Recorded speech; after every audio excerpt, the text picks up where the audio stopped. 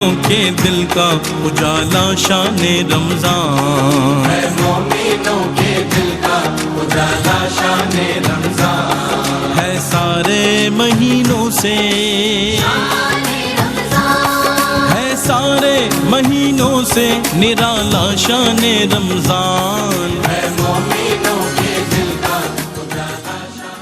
خوش آمدید ناظرین، خیر مقدم ہے آپ کا بزم علماء میں ملک پاکستانی نہیں بلکہ عالم اسلام کی جانی پہچانی شخصیات اور مستند علماء کرام الحمدللہ ARYQ-TV کا پینل ہے، اور بہت ہی خوبصورت ہمارا یہ پینل ہے جو کنسسٹنسی سے دین کی خدمت کر رہا ہے اکراس دا بورڈ اس پلیٹ فارم کے ذریعے۔ مفتی محمد سہیل رضا امجدی صاحب، مفتی حسن نوید نیازی صاحب، پروفیسر ڈاکٹر محمد احمد قادری صاحب، آپ جانتے ہیں ہمارے ساتھ ہمیشہ ہوا کرتے ہیں اور آج بھی ہمارے ساتھ ہی ہیں۔ اور مفتی صاحب کو پیشگی مبارکباد کہ کل آپ کا مصلی تراویح انشاءاللہ ختم قرآن کے ساتھ مکمل ہونے والا ہے۔ آپ سب کی خدمت میں السلام علیکم ورحمۃ اللہ وبرکاتہ۔ معذرت، وعلیکم السلام۔ آج اتفاق سے ذرا ادھر ادھر مصروف تھے تو مل نہیں سکا آپ لوگوں سے۔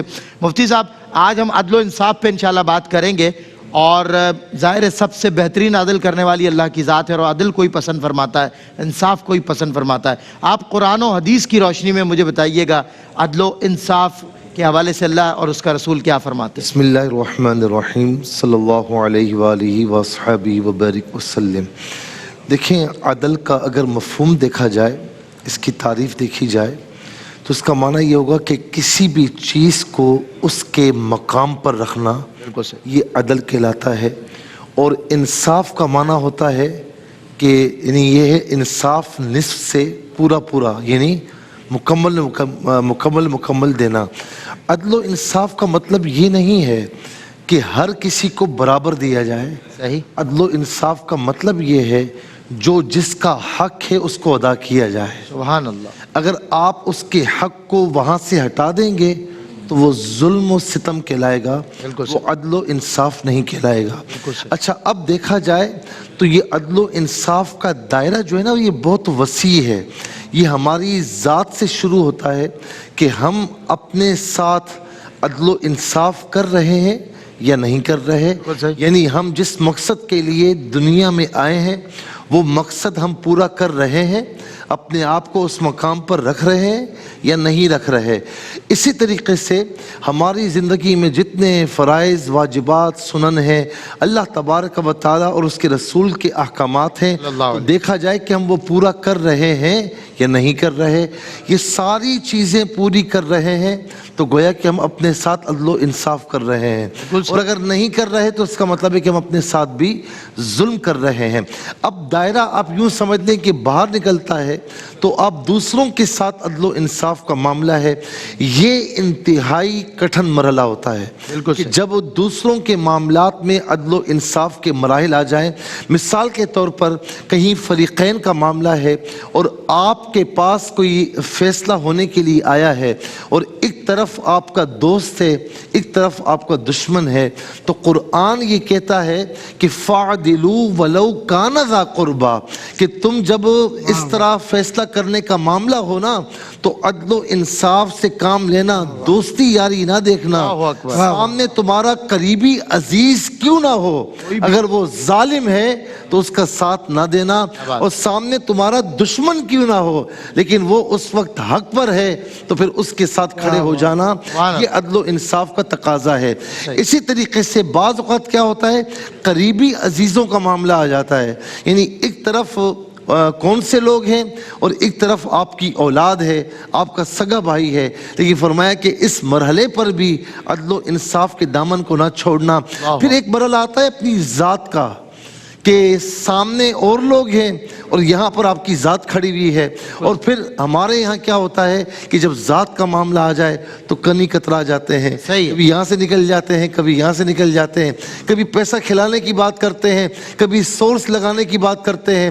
تو فرمایا کہ نہ، اپنی ذات کا معاملہ بھی ہو تو وہاں پر بھی عدل و انصاف کے لیے اپنے آپ کو پیش کر دینا، کہ رسول اللہ صلی اللہ تعالیٰ علیہ وسلم صف درست فرما رہے ہیں تو آپ کی چھڑی ایک صحابی کی پیٹھ پر لگی. انہوں نے عرض کی یا رسول اللہ میں جہاد پر جانے والا ہوں اور اللہ رب العالمین نے آپ کو منصف بنا کر بھیجا ہے تو میں بدلہ لینا چاہتا ہوں. صحابہ کرام بڑے حیران ہوئے لیکن آقا علیہ السلام نے منع فرمایا تو آقا نے اپنے آپ کو پیش فرمایا. عرض کی یا رسول اللہ آپ نے چھڑی ماری تھی تو میری پیٹھ ننگی تھی, مجھے وہ بھی اس طرح چاہیے. تو آقا علیہ السلام نے قمیص مبارک ہٹائی تو مہر نبوت چمک رہی تھی. وہ صحابی لپٹ گئے. عرض کی یا رسول اللہ کوئی بدلہ لینے کی نیت ایک تھی کہ میں غزوے میں جا رہا ہوں, جہاد میں جا رہا ہوں, پتہ نہیں واپس پلٹتا ہوں یا نہیں پلٹتا, بس یہ میں نے سن رکھا ہے کہ آپ کے جسم اقدس سے جو چیز مس ہو جاتی ہے اسے آگ نہیں چھوتی. یہاں صحابی کی محبت اپنی جگہ پر ہے لیکن میرے آقا علیہ السلام نے اپنے آپ کو پیش فرمایا. یہاں تک کہ فرمایا کہ جب فاطمہ بنت اسد نے چوری کی تھی, وہ قبیلے کی تھی, تو فرمایا کہ اس کی جگہ اگر میری بیٹی, اس کی نسبت بھی فرمائی نا ان کی, کہ وہ بھی ہوتی تو میں عدل و انصاف سے کام لیتا. کیوں کہ تم سے پچھلی امتیں قومیں اسی لیے تباہ و برباد ہوئیں کہ جب ان میں بڑا آدمی ظلم و ستم کرتا تھا تو اس سے بدلہ نہیں لیا جاتا تھا, چھوٹا آدمی جرم کرتا تو اس سے بڑے سے بڑا بدلہ لیا جاتا. اسی لیے فرمایا ان اللہ یأمر بالعدل والاحسان, کہ بے شک اللہ تعالیٰ تمہیں عدل و احسان کا حکم دیتا ہے. کیا بات ہے. حسن نبی نیازی صاحب عدل و انصاف کی ضرورت اور اہمیت پہ بات کریں گے. ابتدائی طور پر ہم نے سنا اللہ اور اس کے رسول نے کیسے عدل اور انصاف کے لیے خود کو پیش کر دیا. اللہ اکبر, اس سے اعلیٰ مثال انسانیت میں ملتی نہیں ہے. مفتی حسن نبی نیازی صاحب آپ ارشاد فرمائیں اس کی ضرورت اور اہمیت کے حوالے سے. بسم اللہ الرحمن الرحیم. صلی اللہ علیہ حبیب محمد وعلی آلہ وصحبہ وبارک وسلم. عدل و انصاف کسی بھی کامیاب معاشرے کے لیے ریڑھ کی ہڈی کی حیثیت رکھتا ہے. جیسے ریڑھ کی ہڈی پر جو ہے پورے جسم کی بنیاد ہے, تو اسی طرح کامیاب معاشرے کی بنیاد عدل و انصاف پر ہے.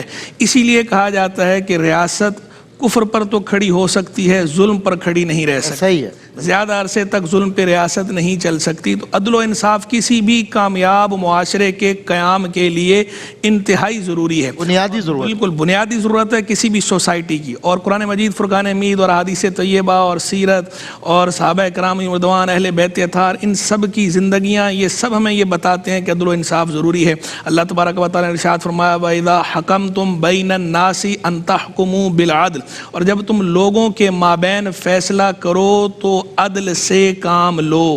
عدل سے فیصلہ کرنے کا حکم اللہ تبارک و تعالیٰ نے ارشاد فرمایا. اس سے پہلے یہ فرمایا تھا کہ ان اللہ یامرکم ان تؤدوا الامانات الی اہلھا, بے شک اللہ تمہیں حکم دیتا ہے اس بات کا کہ امانتیں ان کے اہل کے سپرد کرو. اور پھر یہ بات فرمائی وَإِذَا حَكَمْتُمْ بَيْنَ النَّاسِ أَن تَحْكُمُوا بِالْعَدْلِ, اور جب تم لوگوں کے مابین فیصلہ کرو تو انصاف سے, عدل سے فیصلہ کرو. دوسرے مقام پہ اللہ تبارک و تعالیٰ نے ارشاد فرمایا وَإِنْ حَكَمْتَ فَاحْكُمْ بَيْنَهُمْ بِالْقِسْطِ إِنَّ اللَّهَ يُحِبُّ المقسطین, جب تو لوگوں کے مابین فیصلہ کرے تو عدل سے انصاف سے کام لے. اگر فیصلہ کرو انصاف سے کرو, عدل سے کرو, بے شک اللہ انصاف کرنے والوں کو, عدل کرنے والوں کو پسند فرماتا ہے. اللہ تبارک و تعالیٰ بھی عدل و انصاف کرنے والوں کو پسند کرتا ہے, اللہ کے محبوب بھی عدل و انصاف کرنے والوں کو پسند کرتے ہیں, اور مخلوق بھی عدل و انصاف کرنے والوں کو ہی پسند کرتی ہے. یعنی جو عدل و انصاف سے کام لیتا ہے, عدل و انصاف سے فیصلے کرتا ہے, وہ خالق کے یہاں بھی پسندیدہ اور مقبول بنتا ہے اور مخلوق کے یہاں بھی پسندیدہ اور مقبول بن جاتا ہے. اور آپ سیرت طیبہ کو دیکھیں, حضور جان عالم علیہ السلام نے جہاں جہاں جو فیصلے فرمائے اس کے اندر آپ عدل اور انصاف کا پہلو دیکھیں. حضور جان عالم علیہ السلام محبوب خدا ہیں, آپ کا انداز دشمنوں کے ساتھ بھی مثالی تھا. جب خیبر کا موقع آیا, خیبر پہ جب فتح ہوئی تو فتح کے بعد یہودی آپ کی بارگاہ میں حاضر ہوئے اور آ کر عرض کیا کہ حضور آپ ہمیں جلا وطن نہ کریں, ہم ایسا کرتے ہیں کہ جو ہماری زراعت ہوگی, جو پیداوار ہوگی, ہم آدھی آپ کو دیں گے اور آدھی اپنے پاس رکھیں گے, اس شرط پہ ہم آپ کے ساتھ, آپ ہمیں یہاں رہنے دیں, جلا وطن نہ کریں. اللہ کے محبوب نے تسلیم فرمایا اور ساتھ یہ صراحت کی کہ جب ہم چاہیں گے جلا وطن کر دیں گے. انہوں نے کہا ٹھیک ہے. اب جب وہ پیداوار تقسیم ہوتی تو اللہ کے محبوب وصولی کے لیے بھیجا کرتے تھے سیدنا عبداللہ بن رواحہ رضی اللہ تعالیٰ عنہ کو. اب انداز دیکھیے کہ وہ کرتے کیا تھے, جب پیداوار ہوتی تو وہ چاہتے تو اچھی خود لے لیتے اور ناقص ان کو دیتے, وہ ایسا نہیں کرتے تھے بلکہ دو حصوں میں برابر ڈیوائڈ ڈیوائڈ کرتے اور ان کو کہتے کہ جو تم نے لینا ہے لے لو اور باقی جو ہمیں دینا چاہو ہمیں دے دو. ساتھ کہتے اے قوم یہود اللہ کی مخلوق میں سب سے زیادہ ناپسندیدہ مجھے تم ہو کہ تم نے اللہ کے نبیوں کو شہید کیا اور تم نے اللہ کے نبیوں پہ جھوٹ باندھا, ظلم کیا, لیکن یہ جو تمہارا بغض ہے یہ مجھے اس پہ نہیں ابھار سکتا کہ میں تمہارے ساتھ ظلم کروں, میں انصاف کروں گا. اس پر وہ یہودی آگے سے کہتے تھے کہ اسی عدل و انصاف سے زمین و آسمان قائم ہے. یہ غیروں کے ساتھ بھی یہ عدل و انصاف کا اللہ نے قرآن میں فرمایا وَلَا يَجْرِمَنَّكُمْ شَنَآنُ قَوْمٍ عَلَىٰ أَلَّا تَعْدِلُوا اعْدِلُوا هُوَ أَقْرَبُ لِلتَّقْوَىٰ. کسی قوم کی عداوت تمہیں اس بات پہ نہ ابھارے کہ تم ظلم سے کام لو, عدل نہ کرو, عدل کرو کہ یہی تقویٰ کے زیادہ قریب ہے. اور مسلمانوں نے اپنی پوری زندگی میں اس کی مثالیں, ہماری تاریخ اسلامی تاریخ بھری پڑی ہے اس کی ذرّی مثالوں سے عدل و انصاف. بالکل ٹھیک, بالکل ٹھیک, کیا بات ہے بھائی, بہت اچھی عمدہ آپ نے واقعے سے مثال دی. ڈاکٹر صاحب قبلہ ایک سوال چھوڑ کے میں بریک لے رہا ہوں تاکہ جواب میں کسی قسم کی کوئی دقت نہ ہو. تو یہ جو عدل و انصاف ہے کیا اس کا تعلق صرف عدالت سے ہے, کورٹ سے ہے, قاضی سے ہے, یا ہر شخص انفرادی طور پہ عدل و انصاف کا ضامن ہونا چاہیے؟ انشاءاللہ بریک کے بعد اس کا جواب لیں گے ڈاکٹر محمد احمد قادری صاحب. شان رمضان پھر سارا جہاں دیکھے دوبارہ شان رمضان ہے مومنوں کے دل کا اجالا شان رمضان.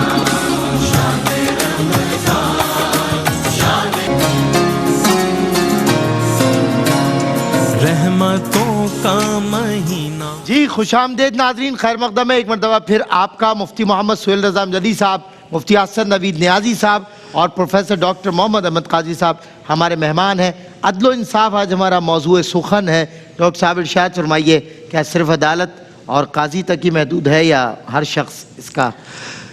اعوذ باللہ من الشیطان الرجیم, بسم اللہ الرحمن الرحیم. مولا صلی وسلم دائما ابدا علی حبیبک خیر الخلق کلہم یا رب بالمصطفیٰ بلغ مقاصدنا واغفر لنا ما مضی یا واسع الکرم. قبلہ مفتی امجدی صاحب نے اور بھائی احسن نیازی صاحب نے بہت خوبصورت پیرائے میں کتاب و حکمت کے حوالے سے, کتاب و سنت کے حوالے سے جو بنیادی مبادیات ہیں عدل کے انہیں واضح کیا ہے. ویسے تو جو آج کا معاشرہ ہے جس کو آپ کہتے ہیں جدید حکومتیں یا قومی حکومتیں یا قومی ریاستیں یا بین الاقوامی ریاستیں, جو بھی نام دے لیں آپ, ان اداروں کا بنیادی کام ہی عدل و انصاف مہیا کرنا ہے. بالکل ایسے ہی. اسی لیے حکومت, اسی لیے سیاسی کلچر یا سیاسی تمدن کے 3 ادارے بنتے ہیں, عدلیہ, انتظامیہ, مقننہ.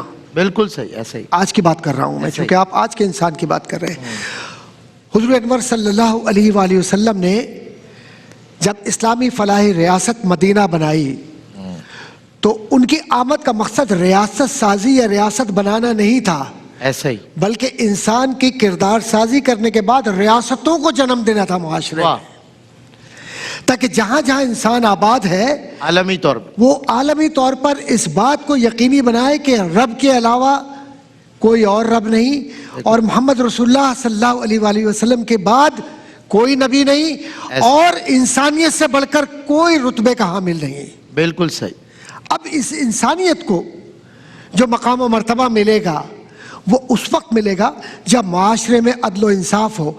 اور عدل و انصاف کو حضور اکرم صلی اللہ علیہ وآلہ وسلم نے محدود نہیں کیا صرف اپنی ذات تک یا اپنے چند صحابہ تک یا عشرہ مبشرہ تک یا خلفائے راشدین تک, جن میں عشرہ مبشرہ میں ہی شامل ہیں سب. یہ بالکل ٹھیک. تو پھر کیا کیا یہ کہ اصحاب صفا, وہ جو حضور اکرم صلی اللہ علیہ وآلہ وسلم سے محبت کرنے والے صحابہ اس پہلی یونیورسٹی میں یا اس درسگاہ میں بیٹھا کرتے تھے, ان کو حضور اکرم صلی اللہ علیہ وآلہ وسلم کیا سکھلایا کرتے تھے. اور پھر پورے اس معاشرے کے اندر جو حضور کے صحابہ تھے وہ مخصوص صحابہ نہیں تھے, حضور کے پاس جتنے صحابہ آیا کرتے تھے حضور اکرم صلی اللہ علیہ وسلم دین سکھلا کر انہیں تبلیغ دین کے لیے بھیج دیا کرتے تھے. اللہ. اب جب یہ تبلیغ دین کے لیے جایا کرتے تھے معاشروں میں, ان معاشروں میں جہاں اللہ کو اور نبی کو لوگ نہیں مانتے تھے, جی, تو ان معاشروں میں اللہ اور نبی سے محبت کرنے کا سلیقہ کیا ہوگا؟ عدل و انصاف ہوگا. اللہ اکبر. اور عدل و انصاف کیسے ہوگا کہ یہ نبی کی نیابت کر رہے ہیں صحابہ, اصحابی کا نجوم بِأَيِّهِمْ اقتدیتم, اب جو تم میں سے ان کی اقتدا کرے گا وہی ہدایت پائے گا. تو اب اقتدا میں سب سے پہلی بنیادی بات یہ آتی ہے انصاف کرنا, بالکل صحیح. عدل کرنا, مساوات. اور پھر جو قبلہ مفتی صاحب نے اشارہ دیا تھا, تو دو طرح کے قوانین حضرت صلی اللہ علیہ وسلم نے متعارف فرمائے تھے. ایک قانون مساوات تھا اور ایک قانون نسبت, جس کو آپ لا آف ایکولیٹی کہتے ہیں اور لا آف ایکوٹی کہتے ہیں. ان دونوں قوانین کو صحابہ نے اپنی زندگیوں میں نافذ کیا, خلوت میں ہو یا جلوت میں ہو, انصاف سے اور عدل سے نکلے نہیں. اسی لیے کتے سے بھی اگر کرنا ہے تو انصاف کرنا ہے, اور معاشرے سے بھی کرنا ہے تو انصاف کرنا ہے, ترازو بھی ہاتھ میں پکڑنی ہے تو انصاف کرنا ہے, تجارت سے بھی نکلنا ہے, باہمی گفتگو کرنی ہے تب بھی انصاف سے بات کرنی ہے. اعدلوا ہوا اقرب للتقوی کا مطلب یہ ہے کہ متقی وہ ہے جو عدل کو لے کر چلے, ورنہ تقوی ختم ہو جاتا ہے. کیا بات, بہت خوب, ماشاءاللہ.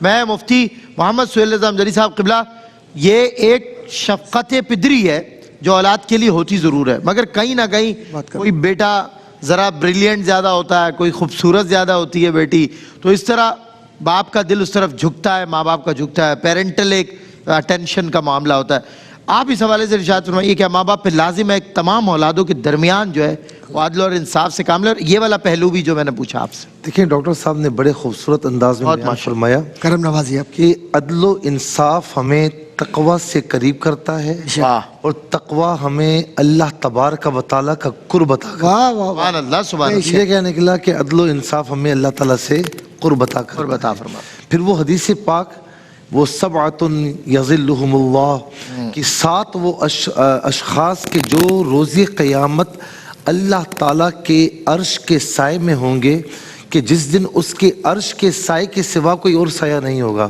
اس میں ایک وہ بندہ جو عادل حکمران ہے, عادل حکمران روز قیامت اللہ تعالیٰ کے عرش کے سائے میں ہوگا. عادل حکمران. اور نبی علیہ السلام نے فرمایا کہ عادل حکمران اللہ تعالیٰ کو سب سے زیادہ محبوب ہے, اور فرمایا کہ ظالم حکمران اللہ تعالیٰ کو سب سے زیادہ مبغوض ہے, یعنی اللہ تعالیٰ اس سے محبت نہیں فرماتا بلکہ اس سے دشمنی فرماتا ہے.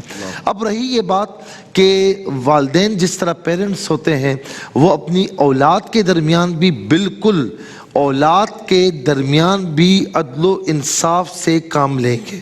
اچھا, اب یہاں پر چند استثنائی صورتیں ہوتی ہیں. مثال کے طور پر ایک بچہ ہے وہ تھوڑا سا دماغی طور پر کمزور ہے, یا بچی ہے دماغی طور پر کمزور ہے, یا ایک بچہ ہے جو کہ بہت زیادہ یعنی دینی کاموں میں ہے, اور باپ کو پتہ ہے کہ یار یہ میرے جانے کے بعد نا لوگ یہ میرے دوسرے بچے سے خیال نہیں رکھیں گے اور اس کا حق مارا جائے گا, یا یہ دماغی کمزور ہے تو اس کے ساتھ معاملات صحیح نہیں ہوں گے. تو اس صورت میں کچھ نہ کچھ ان کے لیے اگر والدین کرتے ہیں تو یہ ظلم کے زمرے میں نہیں آئے گا. لیکن اگر سب کے سب صحیح ہیں بالکل, اور صرف محبت کی بنا پر ایک کو زیادہ دے رہا ہے دوسرے کو کم دے رہا ہے, تو یہ عدل و انصاف کے زمرے میں آئے گا, یہ ظلم ہوگا. کیونکہ نبی علیہ السلام کی بارگاہ میں ایک خاتون حاضر ہوئی, عرض کی یا رسول اللہ میں اپنے بچے کو کچھ دینا چاہتی ہوں. تو فرمایا کہ تمہارے اور بچے ہیں؟ عرض کی یا رسول اللہ ہیں. تو فرمایا کہ ان کو بھی اتنا ہی دے رہی ہو جتنا اس کو دے رہی ہو؟ عرض کی یا رسول اللہ نہیں. تو فرمایا کہ فلا تشہدینی علی جور, تو مجھے ظلم پر گواہ مت بنا. اس کو دے رہی ہے اتنا اوروں کو بھی دے. اسی لیے میں بالکل آخر میں یہ کہوں گا کہ بعض اوقات والدین یا والدین میں سے کوئی ایک اپنی زندگی میں تقسیم کرنا چاہتے ہیں تو وہاں پر آدھا اور پورا نہیں چلے گا. بالکل لڑکیوں کو آدھا اور لڑکوں کو پورا وہاں نہیں چلے گا. زندگی میں تقسیم کرنا چاہتے ہیں سب کو برابر تقسیم کرنا ہوگا. ہاں, مرنے کے بعد جو وراثت تقسیم ہوتی ہے تو اس میں للذکر مثل حظ الانثیین کا جو قاعدہ ہے وہ چلتا ہے. بالکل ٹھیک, بہت خوب, ماشاءاللہ, بالکل ٹھیک. ٹیکنیکل ظاہر ہے پوائنٹس ہم سارے جو انسان کہتے ہیں نا ٹیکنیکل پوائنٹس ہیں میرے ذہن میں آ رہے ہیں. شریعت کتنے صفائی سے ہو سکتا ہے. قانون وراثت ہے نا, پورا قانون ہے, یہ پورا قانون وراثت ہے. آدمی کی ٹیکنیکل جو فکر ہے وہ پست ہو جاتی ہے, شریعت بالا ہو جاتی ہے. بیان کیا انہوں نے. سبحان اللہ. قبلہ مجھے فرمائیے گا عدل و انصاف ترک کرنے والے جو لوگ ہیں ان کے دنیاوی اور اخروی नताइज और नुकसानात की तरफ कुछ अदल व इंसाफ तर्क करने का एक नुकसान तो ये है कि वो जो फ़ज़ाइल अदल और इंसाफ के वारिद हुए हैं, बंदा उन फ़ज़ाइल से महरूम हो जाता है। यानी कोई नफ़ा बंदे को मिलना हो और उस नफ़े से बंदा महरूम हो जाए तो ये भी एक नुकसान ही है, ये भी लॉस ही है। तो ये भी एक नुकसान है उखरवी के अदल व इंसाफ के जो फ़ज़ाइल हैं, जो आखिरत में उसका अजर और सवाब है।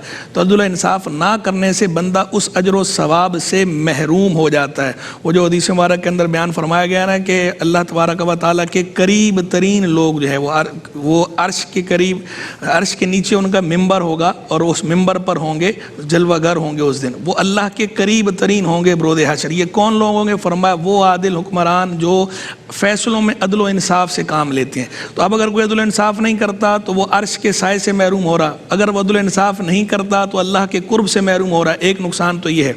दूसरा नुकसान ये है कि अल्लाह तबारक व तआला अदल व इंसाफ ना करने वालों से नाराज़ होता है। और एक मुसलमान का बुनियादी मकसद, एम, मोटो क्या होता है? अल्लाह को राज़ी करना। तो ये एम, ये मकसद हासिल ही नहीं हो सकता अदल व इंसाफ किए बगैर। तो जो अदल व इंसाफ तर्क कर दे, जुल्म से काम ले, तो वो अल्लाह को नाराज़ करता है, अल्लाह के महबूब अलैहिस्सलाम को नाराज़ करता है। सबसे बड़ा नुकसान ये है। इससे बड़ा नुकसान क्या हो सकता है कि अल्लाह और अल्लाह के रसूल बंदे से नाराज़ हो जाए। सबसे बड़ी कामयाबी अल्लाह और अल्लाह के रसूल की रज़ा है और सबसे बड़ी नाकामी अल्लाह और अल्लाह के रसूल अलैहिस्सलाम की नाराज़ी है। तो ये हो गया। तीसरी बात, दुनियावी नुकसान की तरफ अगर आप आइए तो दुनियावी नुकसान और फिर सज़ाएँ अलग। अल्लाह रसूल की नाराज़ी, सवाब से महरूमी, और जो सज़ाएँ जिनका बयान हुआ हदीस के अंदर, किताब व सुन्नत के अंदर, जुल्म करने वालों के लिए उन सज़ाओं का तरत्तुब, ये अलग। ये नुकसान हो गए उखरवी। दुनियावी नुकसान की तरफ आएँ तो देखिए, जो भी मुआशरे होते हैं, मुआशरा हमेशा फलता फूलता है अदल व इंसाफ की बुनियाद पर। जो प्रॉस्पेरिटी है, खुशहाली और प्रोग्रेस जो है, वो कामयाबी, ये अदल व इंसाफ की बुनियाद पर ही आती है। जिस मुआशरे में अदल व इंसाफ नहीं होता, कानून की बालादस्ती नहीं होती, सुप्रीमेसी ऑफ लॉ नहीं होती, जो कमज़ोर के लिए अलग कानून है, ताकतवर के लिए अलग है, अमीर के लिए अलग है, गरीब के लिए अलग है, या जो है वो गरीब है तो उस पर कानून नाफिज किया जा रहा है, अमीर है तो उसके लिए नाफिज नहीं किया जा रहा, तो वो मुआशरा कभी खुशहाल नहीं हो सकता, वो मुआशरा कभी फलता फूलता नहीं है। और हम इसके मज़ाहिर देखते ही हैं कि जब मुआशरे में कानून की बालादस्ती नहीं होती, अदल व इंसाफ से काम नहीं लिया जाता, मुआशरा ज़बू हाली का शिकार है, जैसा कि इस वक्त हमारा मुआशरा ज़बू हाली का शिकार है। सही।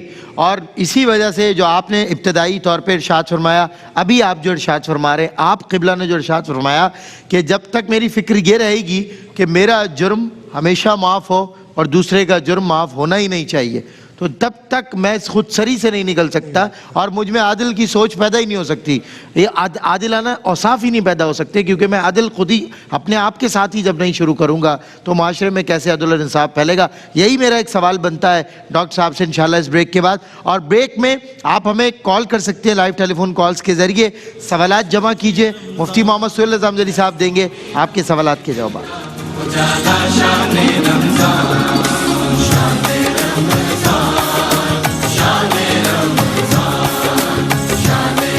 शान रमजान है मोमिनों के दिल का उजाला, शान रमजान।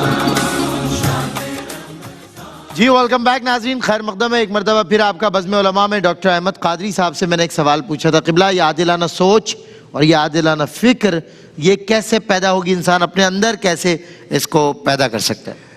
बहुत सादा सा उसूल है, और सादा सा उसूल ये है कि जो शख्स ये चाहता है कि अल्लाह और उसका नबी सल्लल्लाहु अलैहि वसल्लम उससे राज़ी रहे, अल्लाह अकबर, और उसे ये एहसास हो कि मरने के बाद लौटना है और कब्र की भी एक ज़िंदगी है, बिल्कुल सही, और फिर अल्लाह के सामने भी जाना है और अल्लाह का दीदार भी करना है इंशाअल्लाह हालत ईमान के साथ। बेशक। तो अगर ये सारी नेमतें समेटनी है सुकून के साथ, तो अदल करो अपनी औलाद के साथ, अपनी बहनों के साथ, उनके हक़ ना खाओ, अपनी बीवी या बीवियों के साथ, या अपने गरीब रिश्तेदारों के साथ, या अपने वो तमाम अहबाब जो आपसे किसी न किसी तरह से जुड़े हुए हैं। अगर एक आला दर्जे के आप कोई अफसर हैं ग्रेड 16, 17, 18, 19, 20, 21, 22 में, तो ये ग्रेड वगैरह सब यहीं दफना दिए जाएंगे। अल्लाह अकबर, कोई ग्रेड नहीं चलता साथ में। अल्लाह अकबर। हम जाते हैं ना बड़ी बड़ी कब्रिस्तान में, देखते हैं ग्रेड 22 के साथ एक जो है वो عام سا آدمی جس کو آپ کبھی دروازے کے اندر بھی نہیں گھسنے دیتے، وہ آپ کے ساتھ محو استراحت ہوتا ہے، اور کس نے دیکھا ہے کہ کون جنت کے مزے لے رہا ہو؟ ہائے ہائے ہائے ہائے ہائے ہائے ہائے ہائے ہائے. تو جس سے رب راضی ہو جائے وہ اصل گریڈ ہے. تو اس لیے عید کے مواقع بھی ہیں، اور یہ رمضان المبارک کی طاق راتیں بھی چل رہی ہیں، اس میں خدا را جا کر جن کی دل آزاری کی ان سے معافیاں مانگیں. اللہ. کوئی انسان چھوٹا نہیں ہوتا. یہ مردانگی یہیں رہ جائے گی. سب سے بڑی مردانگی یہ جس نے اپنے غصے پہ قابو پا لیا وہی سب سے بڑا مرد ہے. اللہ اکبر. جس نے اپنی انا کو دفنا دیا وہی سب سے بڑا مرد ہے.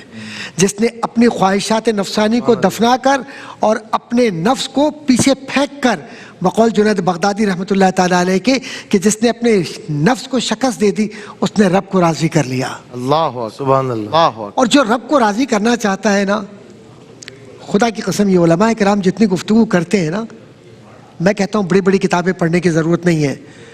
تفاسیر بھی آپ ماشاءاللہ ضرور پڑھیے. بہت بڑی چیزیں جو کچھ دیکھ رہے ہیں سن رہے ہیں وہ کریے. آج کے ان علماء کی صرف گفتگو کو سن کر اپنی زندگی کا محور بنا لیں کہ مجھے کسی کا حق نہیں کھانا، کسی کو ناراض نہیں کرنا، کسی سے نفرت نہیں کرنی. زبان کی بنیاد پر، عقیدے کی بنیاد پر، مسلم غیر مسلم کی بنیاد پر ہمیں انسانوں کی تفریق نہیں کرنی، بلکہ غیر مسلموں کو اپنے اخلاق سے متاثر کر کے مسلمان بنانا ہے. اللہ اکبر. اللہ اکبر. اور وہ جو خواجہ معین الدین چشتی رحمۃ اللہ تعالیٰ علیہ کے دروازے پر آپ دیکھیں، آج بھی لاکھوں لوگ اس عاشق صادق کے دروازے پہ کھڑے ہوتے ہیں. ان کا تعلق اسلام سے نہیں.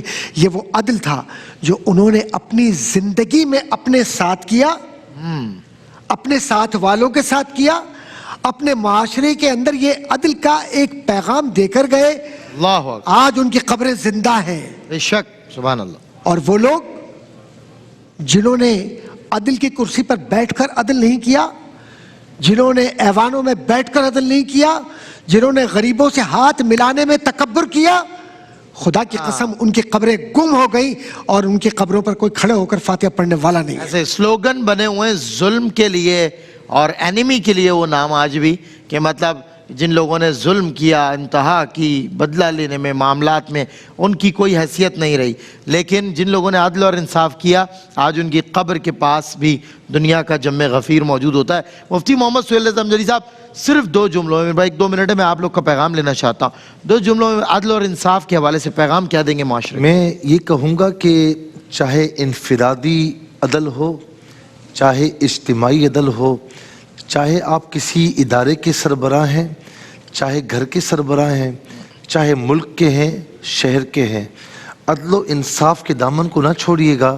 کہ جو عادل حکمران کسی اعتبار سے بھی ہو نا، وہ جہاں کا حکمران ہوتا ہے اس کی عدل کی خوشبو پورے جگہ پھیلتی ہے. اور ظلم اگر ہو تو ظلم کی اسمیل بھی، اس کی بے برکتی اور نحوست بھی ہر جگہ پھیلتی ہے. مختصر سا واقعہ ہے. ایک بادشاہ راستہ بھول گیا، اپنے لشکر سے جدا ہو گیا، تو پھر ایک جگہ پر تھا جہاں پر ایک باغ تھا، تو اس نے باغ کے مالک سے کہا کہ مجھے کچھ دو. وہ انار لے کر آیا. انار جب اس نے کھایا تو اس کی بھوک بھی مٹ گئی اور اس کی پیاس بھی مٹ گئی. اتنا لذیذ انار. تو اس نے دل میں نیت کی کہ اس باغ کو ہتھیانا ہے. اس کے بعد دوبارہ منگوایا تو انتہائی کڑوا. اس نے پھینکا. کہا مذاق کرتے ہو، یہ کہیں اور سے لائے ہو؟ تو وہ بھی باغ کا جو مالی بھی مالی تھا، اس نے کہا کہیں اور سے نہیں لایا، وہ بھی میرے باغ کا تھا، یہ بھی میرے باغ کا ہے. لگتا ہے کہ بادشاہ کی نیت خراب ہو گئی. کیا بات ہے، کیا بات ہے. مفتی حسن نوید نیازی صاحب، وہ کہتے ہیں نا کہ justice delayed is justice denied, کہ انصاف میں تاخیر کرنے کا مطلب یہ ہے کہ آپ نے انصاف سے انکار کر دیا. بالکل ایسا. لہٰذا جب کوئی کیس آئے تو اس کے اندر حتی الامکان اس کو جلدی نمٹانے کی کوشش کرنی چاہیے. ایسا نہ ہو کہ تاریخ پہ تاریخ، تاریخ پہ تاریخ، تاریخ پہ تاریخ، وہ بیچارے جو عدل و انصاف مانگنے آئے تھے ان کی نسلوں کو بھی جا کے عدل و انصاف نہیں ملتا. تو ایسے فیصلے سامنے آ جاتے ہیں کہ بندہ ہی فوت ہو گیا ہوتا ہے اور اس کی معذرت کے ساتھ یہ ہوتا ہے. ایسا ہو رہا ہے معاشرے کے اندر. دوسرا، لیکن اس کا یہ مطلب بھی قطعا نہیں ہے کہ ایسی جلدی کی جائے کہ ضروری تقاضے ہی پورے نہ کیے جائیں. جسٹس ہریڈ از جسٹس بریڈ، کہ جلدی، بہت زیادہ جلدی کرنا انصاف کے اندر یہ بھی گویا انصاف کو دفن کرنا ہے. تو ضروری تقاضے بہرحال پورے کرنا ضروری ہے، معتدل انداز میں بیلنس رکھنا ضروری ہے. بہت اچھی بات، بہت اچھی بات. سر آپ کیا 2 جملوں میں؟ رسول اکرم علیہ طاہت و ثنا کی پوری زندگی صرف ایک ہی بات اور ایک ہی محور پر رہی کہ آپ نے اپنے ساتھ بھی انصاف کیا. ہائے ہائے. سب سے پہلے خود. اور جو اپنے ساتھ انصاف نہ کر سکے وہ دوسرے کے ساتھ کر ہی نہیں سکتا. بالکل صحیح فرما رہے ہیں آپ صحیح فرما. اور اپنے متعلقین کے ساتھ بھی کیا، اور یہاں تک کہ جو چرند پرند اور جانور ہائے ہائے حضور سرور کے شور رسالت وہ بھی آپ کی رحمت کے احسار میں تو تھے۔ رحمت اللہ عالمین کے ہم غلاموں میں ہیں، بے شک۔ تو ہمارا فرض یہ ہے کہ ہم اپنا احتساب خود کر روزانہ کر کے یہ سوچیں کہیں میری آج کسی ایک جملے سے کسی کو تکلیف تو نہیں ہوئی، اور اگر ہوئی ہے تو بڑھ کر معافی مانگ لیں، بالکل صحیح۔ بجائے اس کے کہ اس کی دل آزاری کر کے اس کو جسٹیفائی کریں۔ اور دوسرا، انصاف کا سب سے بڑا تقاضا یہ ہے کہ قرآن سے محبت کریں، قرآن کو پڑھیں اور قرآن کو پہنچائیں۔ بہت شکریہ ڈاکٹر صاحب، ماشاءاللہ۔ مفتی صاحب آپ کا شکریہ۔ ایک کالر کو لیں گے، پھر انشاءاللہ بریک کی طرف بڑھ رہے ہیں اذان عصر کے، اور اس بریک میں بھی آپ ہمیں کال کر سکیں گے، سوال پوچھیے گا انشاءاللہ۔ ہم آپ کی کالز بریک میں لیں گے، زیادہ کالز اور سوالات جمع کریں گے۔ جی مفتی صاحب ایک کالر ہے، السلام علیکم۔ وعلیکم السلام۔ میرے 3 سوال ہیں۔ جی پہلا سوال، ہم نا چاند کی 11ویں تاریخ کو نا غوث الاعظم کو اصال ثواب جانوروں کی برکت کے لیے کرتے ہیں، تو ٹھیک ہے۔ دودھ پہ اصال ثواب کر دیں یا کوئی چیز پکا کر؟ دوسرا سوال یہ ہے کہ ٹھیک ہے۔ عشر اور زکوٰۃ کا جو حکم ہے دینے کا، عشر کا بھی وہی ہے۔ تیسرا سوال یہ ہے، یہ جو نہیں، دوسرا سوال کیا ہے؟ عشر کا زکوٰۃ کا جو حکم ہے وہی عشر کا حکم ہے یا عشر کا حکم کچھ الگ ہے؟ ذرا بتائیے گا۔ اور وہ آپ دینے کا عشر دینے کا۔ جو میرا تیسرا سوال یہ ہے، جو ڈیمبو ہوتا ہے، وہ اپنا سوال کریں گے۔ ہاں جی صحیح۔ ڈیمبو ہوتا ہے نا، ڈیمبو۔ آخری سوال کیا ہے؟ آخری سوال کیا آپ کا؟ آخری سوال ہے، جو ڈیمبو ہوتا ہے نا زہریلے قسم کا، خطرناک قسم کا، لیمو، ہاں، اس کے چھتے کو نا آگ لگا کر یا پانی سے ایسے مرائی نہیں دیتا تو اسے گرم پانی یا آگ سے مارا جا سکتا ہے، بہت خطر۔ اس کا لیمو، زہریلا لیمو، جی بھیڑ کی بات، ڈیمبو نہیں ہوتا تتلی کی طرح؟ لیمو کہہ رہی ہیں؟ اچھا، وہ بھیڑ بھیڑ کی بات کر رہی ہیں۔ تتلی وہ نا، تتلی بھیڑ کہاں سے آئی؟ ڈنک مارنے والا نہیں، میں نے کہا ہے تتلی۔ اچھا مفتی صاحب سوری، وہ جو ہے نا سمجھنا، وہ دھونی آگ کی دھونی سے بھی مر جاتا، بھیر ہوتی ہے، یہ کاٹتی ہے تو بوسی ہے۔ جی ہم سمجھ گئے ہاں، ہم سمجھ گئے محترمہ۔ جی ایک اور کالر ہمارے ساتھ ہے، السلام علیکم۔ آپ سے سمجھ۔ السلام علیکم۔ وعلیکم السلام۔ جی کیا سوال؟ میرا سوال نہیں ہے، میں نے آپ سب لوگوں کو پیغام تہنیت دینا ہے۔ آپ لوگ جس طرح دین کو تبلیغ فرما رہے ہیں، شکریہ میں نے تو آپ کے پروگرام کا نام فہم دین رکھا ہوا ہے۔ ماشاءاللہ بھائی، اور شکریہ۔ سب کی بات یہ ہے کہ آپ لوگوں کا پروگرام بہت بہت شکریہ آپ کی محبتوں کا، اور دنیا جہان سے جو لوگ محبتوں کا اظہار کر رہے ہیں، اللہ آپ کو سلامت رکھے، ہماری محنت وصول ہو جاتی ہے۔ ایک اور کالر ہمارے ساتھ ہیں، السلام علیکم ورحمۃ اللہ۔ السلام علیکم جی وعلیکم السلام۔ بھیا، کیا حال ہے جی؟ ٹھیک ہے، بہت اللہ کا شکر ہے۔ آپ بتائیے کیا سوال؟ اچھا، میرا سوال ہے کہ تقریباً 1 لاکھ روپے پہ کتنی زکوٰۃ بن جاتی ہے؟ 1 لاکھ روپے۔ ٹھیک ہے، اذان عصر کراچی اسٹوڈیو سے الحاج قاری بھائی ظفر قاسمی صاحب کی خوبصورت آواز میں آپ ملاحظہ فرمائیے۔ اسی دوران ہم نماز عصر بھی ادا کرتے ہیں۔ اس بریک میں آپ ہمیں کال کرتے رہیے، سوال پوچھیے، جو بھی سوال پوچھنا ہے انشاءاللہ مفتی محمد سہیل رضا امجدی صاحب نماز کے وقفے کے بعد آپ کے سوالات کے دیں گے جوابات۔ ایسے ہم اس بارگاہ میں بھوکا نہ کوئی سوئے گا، اس پاک ماہ میں کرنا مدد۔